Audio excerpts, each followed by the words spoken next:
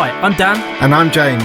And welcome to the Cornwall Property Podcast, where every week we bring you the latest news, hot topics and guidance around the Cornwall property market. Stay tuned to be informed, inspired and to have any of your property related questions answered by trusted local property professionals. We are here, episode 22. Here we are once again. Good to be here. I'm Dan. I'm James. And this is the Cornwall Property Podcast. We're here to educate, inform, inspire you guys to get involved in property in and around, hopefully, Cornwall. We know there's a Cornwall property crisis, or housing crisis, should I say, and we are here just to try and get you guys to help out and help us on our mission to help solve that issue as best as we possibly can. So today's episode, James, what's it all about? Well, it's your turn as our viewers and listeners to ask us any questions that you've got relating to property or anything in the field. And you can always do this by coming to us on our social media platforms on Facebook. And you can also send us an email, hello@cornwallpropertypodcast.com. And of course, always go onto our website, cornwallpropertypodcast.com. Go onto the front page there, scroll down, and you can send us a message. Either way, through all of these channels, we always get your questions, and we will do our very best to get through them and always give you a response. Definitely. So, without further ado, the questions that we have been asked are... Absolutely. So we got question 1. This is from Fran in St. Column. Really enjoying the content you are both putting out there, so thank you for this. Pleased to hear it, Fran. You refer to leveraging when purchasing properties. I have a buy-to-let which is due to be up for a mortgage renewal in the next couple of months, but I'm not sure what the right amount of leverage is to take. Can you please advise? Good question. Dan? Yeah, very good. And great work, Fran. Congratulations on having a buy-to-let, and I know a lot of people would love to be in your position with that. So, and good that, I think, timing-wise, it's not a bad time to come up for a remortgage as such either. So, leverage. Just go back to what leverage is, and the answer to your question, annoyingly, is probably it depends. But let's just break this question up. So leverage, what is leverage? Leverage is what a term that we kind of refer to as making use of something else to help us get somewhere. So, for example, we're making use of a mortgage in this case. The mortgage is leverage. The mortgage is enabling us to get this property. And by getting this property, it's then hopefully going to be making us some extra cash. So we're trying to leverage the mortgage to make us some extra cash. So your question is simply, how much extra cash or how much of a mortgage do I want to be going? So it basically refers to the loan to value, Fran. So what we're looking at here is typically for a standard buy-to-let purchase, you'd be looking at a 75% loan to value. So say your purchase was £100,000, you'd be looking at 75% mortgage, so that you would be given £75,000 of that £100,000. So what you're asking there is, well, if I can pull out more money, so say the value of the property now is £150,000, £200,000, how much should I go and take? Should I take 75% or should I take 70, 65? And the answer to your question, Fran, is it depends. It really does depend. And I hate to say it because that's probably not the answer you want to hear, but it depends on a few things really. On, first of all, what do you need? Do you need a lumpy bit of cash? What you want to do with that cash? Maybe you want to buy another buy-to-let. Brilliant. Okay. Well, is that extra buy-to-let then going to be making you enough money to kind of warrant getting that extra loan? Because obviously if you borrow more, you're going to be paying more on the interest side of things as well. So a lot of it really works out. And another thing that's going to be taken into account here is the lender are going to be doing a lot of stress testing on you, Fran. And no doubt James will jump on this a little bit in a little bit more detail in a moment, but the lenders are going to be checking that whatever you are looking to borrow, you can afford to borrow it for the duration of that mortgage. It might be that they're not prepared to lend to you on a 75% loan to value because the rent that's coming in doesn't really stack up.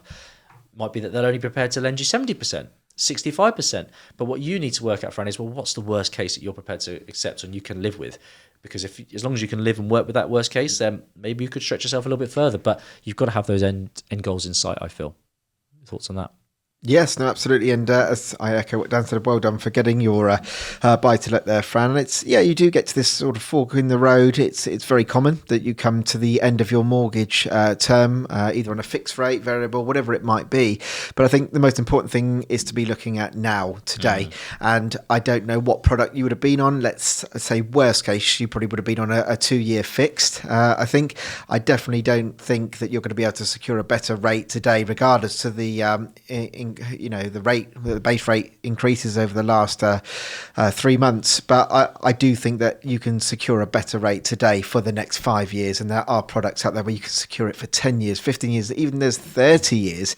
But try and secure a rate. But definitely secure a rate, as we've talked in many, many podcasts. So definitely refinancing now probably couldn't have come at a better time for you. Like I say, I know we've had a few rate rises, but they're not that significant in terms of what you've probably been paying, or what you locked it into 2 to 5 years ago. So definitely get your new product. The good news for you is that the rates are good, as I've just discussed, but also there are many, many lenders out there. They're all competing. Everybody wants to lend money because the base rate is good, where they're borrowing from the Bank of England.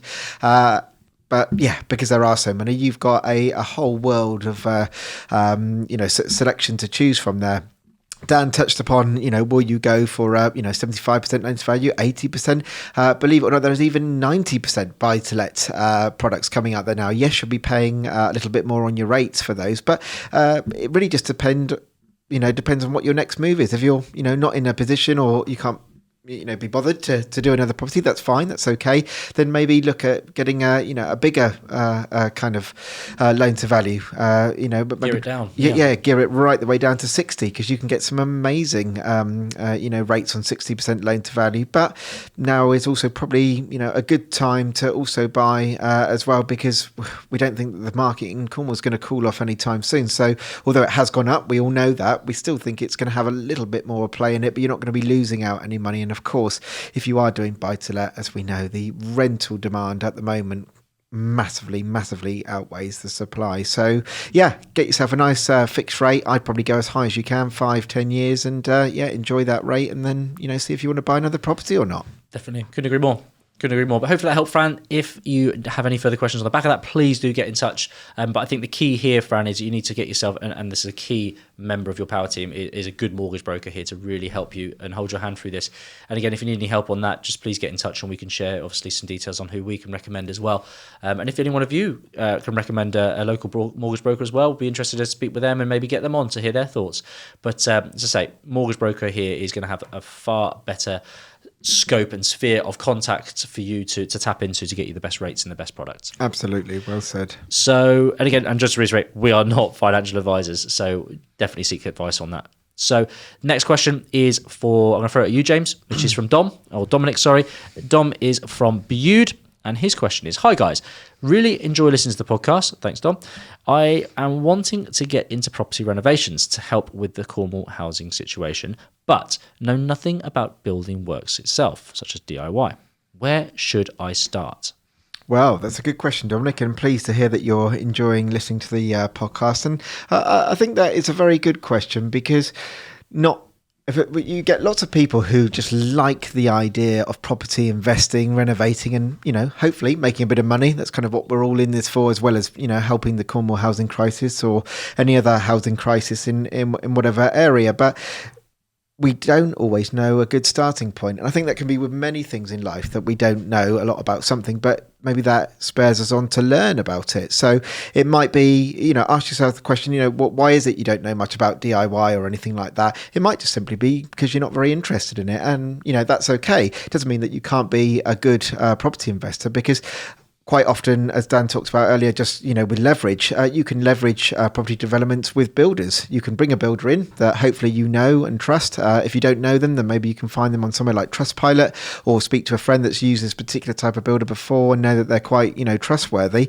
Get them in and have a look and see what they think. And what are you buying into? Not just their time, but it's their experience. They know how long this project is going to take, and that's how they can give you a quote. And you might find that there's some decent money in the deal that you're trying to do with that property development. But I would always advise, if you can, try and have a bit of an interest in the DIY side of things and the building works, just because if you are going to do this again and again, then having a little bit of knowledge is quite useful, just because you know how to, work out what quote is reasonable with the works that are involved against a quote that isn't reasonable, and how do you differentiate between both of those quotes. So yeah, you don't have to have, the knowledge, like I say, but there are plenty of amazing videos out there on YouTube. Hopefully there might be one or two good podcasts that are to do with property that you can listen to. And I think it might be a good idea even for us, Dan, to get get a builder in one day on the podcast that we can, ask some questions about, building and things to look out for, when getting quotes. But in answer to your question, if you're really not that interested and you don't want to learn, no, you don't have to. You just simply outsource, but just be cautious on who you get in to know that you are getting the best price there, really. But anything you would add to that, Dan? No, for sure. And I think it generally comes down to preference, because some people, as you say, just aren't bothered, aren't really interested. They just want to get in, get the job done and get out. But I know for myself, I like to get involved, and I like to know the nitty gritty and the spec side of things, really. So I think the key is just finding someone that you're prepared and you're happy to work with and comfortable to work with and trust. And the only way you're going to get that is from speaking with people who can recommend, maybe go check a trade or things like that. Obviously, you generally pay for a higher price, but I think this is worth it. If Absolutely. To get you that, you get what you pay for, hopefully. So definitely do your homework, because it's going to be to your benefit in the long run, Dominic. So hopefully that helps. No, for sure. And just something else that I will add in there, I know people that have come in with builders that come in to do a quote, let's call it £20,000 for the renovation that they're doing. But I know people that have also studied YouTube, learn how to do certain things, whether that's, plastering or bricklaying or, maybe just doing some of the labour, the rip out, things like that. But all of a sudden you've got a £20,000 refurb that's suddenly now down to £14,000. Why? It's because you've done it yourself and you've managed to save yourself some money. But the bigger game is that, your profit margin at the end of that development or yield is going to be a lot higher. So it does pay its way if you do some of the work yourself. That's not to say that you've got loads of time on your hand, Dominic, and it might be way too much. But, weigh that up. If you want to increase the margins, then you could give, just work hard and, do a couple of weekends and do the rip out. Anyone can rip out, and it's quite good for stress, I found out on my own refurbs. Mm-hmm.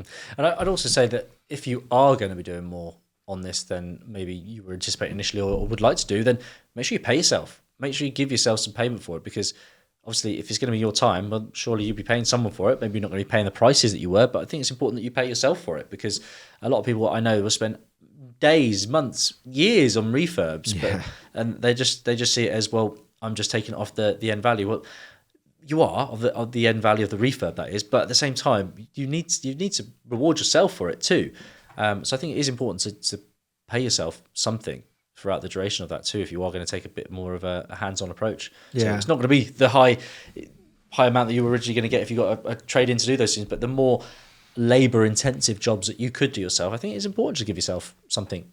Absolutely, and I think a big reward from that is that if you're not only from a financial side, but if you do actually get stuck in and get hands on yourself, if you do then do another property, you just kind of know that little bit more of what's involved, and maybe when you're giving a builder a hard time because they're taking so long to do something, you've actually you've done that and ripped off 1,000 square meters of tiles. You know exactly what's involved, and sometimes it is really difficult to get the tiles off.